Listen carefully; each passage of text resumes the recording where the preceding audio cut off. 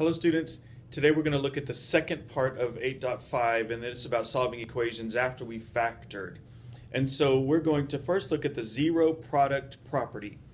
The property says that if A times B equals 0, then either A equals 0 or B equals 0.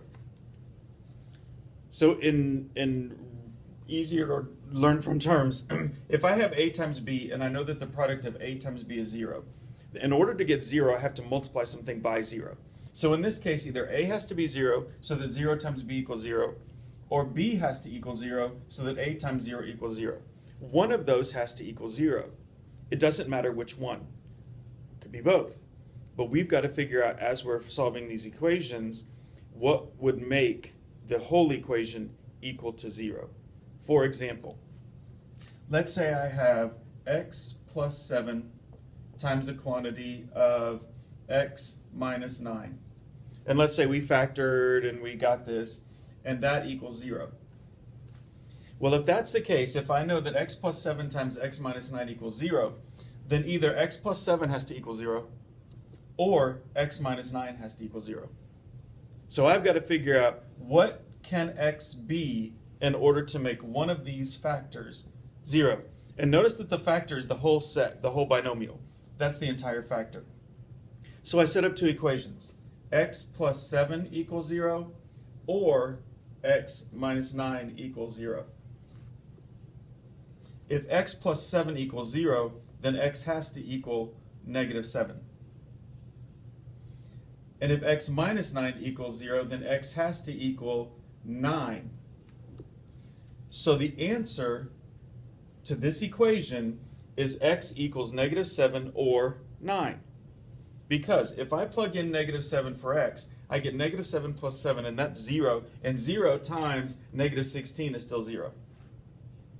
But let's say x is 9. 9 plus 7 is 16. But 9 minus 9 is 0, so 16 times 0 equals 0. So if x is 9, I'm still going to get 0.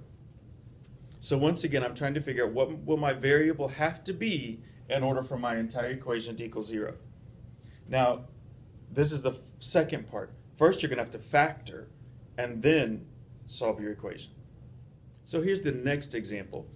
I factored, did everything I was supposed to, pulled out the greatest common factor. It was 3n, and then I got times n plus 2 equals 0. So now I've got to set up my two equations. The first equation is going to be the first factor, which is 3n equals 0. And the second one is n plus 2 equals 0. So if 3n equals 0, then I divide both sides by 3, and I know that n must equal 0. And if n plus 2 equals 0, then n has to equal negative 2. So if I plug either of these numbers in this equation, then the answer is going to equal 0. For example, if n is 0, then 3 times 0 is 0, and 0 times 2 is still 0. And if I do n equals negative 2, then negative 6 times negative 2 plus 2, which is 0, so negative 6 times 0 equals 0. So n equals 0 or negative 2. Now you'll probably see it as negative 2 or 0 because we typically like to go in order from least to greatest. Doesn't matter. Well, let's say I'm given the equation 8b squared minus 40b equals 0. Well, first I've got to factor out the greatest common factor from this binomial. So I know that the greatest common factor is going to be 8b, because the greatest common factor of 8 and 40 is 8, and the greatest common factor of b squared and b is the b with the lowest exponent, so it's 8b. And 8b squared divided by 8b is b, and negative 40b divided by 8b would be negative 5. And that equals 0. Now I set up my two equations. 8b equals 0, or b minus 5 equals 0. And if 8b equals 0, then b has to equal 0. And if b minus 5 equals 0, then b has to equal 5. So my answer is b equals 0 or 5. Because if I plug in either one of these to my original equation, let's plug in 0.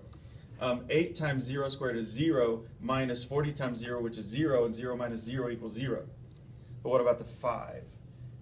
8 times 5 squared, which is 25. 8 times 25 is 200. And negative 40 times 5 is negative 200, so 200 minus 200 is 0. which again, either one of these numbers work to make my equation equal 0. One last example that we'll look at is, what if I'm given the equation c squared equals 3c? Well, it doesn't say it equals 0, so I've got to figure out now how to make it equal 0. So I'm going to move everything to the same side. I'm going to leave c squared right where it is because it's positive.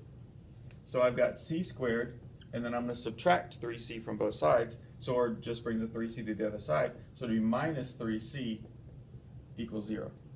So if I subtract 3c from both sides, 3c minus 3c is 0, and then I bring it over. Okay, now factor. Greatest common factor is c. c minus 3 equals 0. And now I set up my two equations, and if you're getting to this, what, Mr. Collins, I don't need to set up an equation, c equals 0, c equals 3. You're right.